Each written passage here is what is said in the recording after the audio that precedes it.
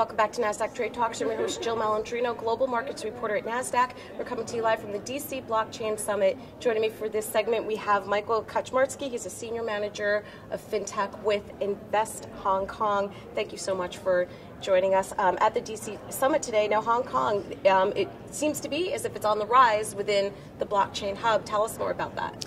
That's correct. As you probably know, and most of the viewers know, Hong Kong has been a very attractive hub for financial services companies for many decades, and naturally, as a progression of fintech, it also became a very interesting place for blockchain companies, both focusing on cryptocurrencies, but also blockchain for other applications such as enterprise blockchain. All right. Now, do you see overseas companies entering to Hong Kong within the blockchain space, just like they've done for traditional finance? That's correct, yes. And so particularly when they're focusing on enterprise blockchain, that's the big wave that we see of the companies.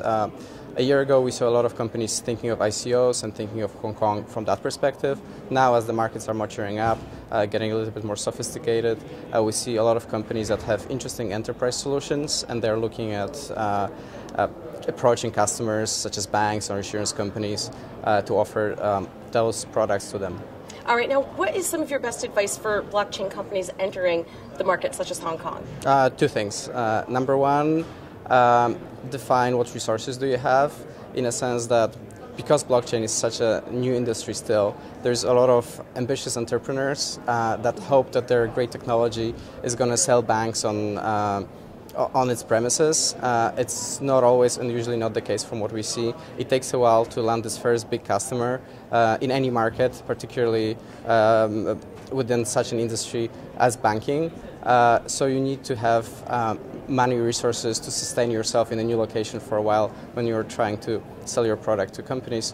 And also a physical presence is important. So rather than flying back and forth, we recommend companies to actually set up, even if it's a small operation, set up operation, be incorporated. And the third advice, talk to us because we help companies in that regard. And that was my next question. What is Invest Hong Kong? Are you a blockchain company or a consulting company? Tell us more about you.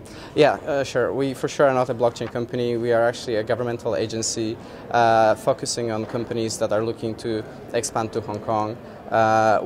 Think of us as a consulting company, with the only difference is consulting companies tend to have big bills at the end of working with the client. We don't charge anything at all. We are just there to facilitate business for companies. All right. Well, thank you so much for joining us at the Blockchain Summit, and thank you for joining me throughout the day. I'm Jill Malandrino, Global Markets Reporter at Nasdaq.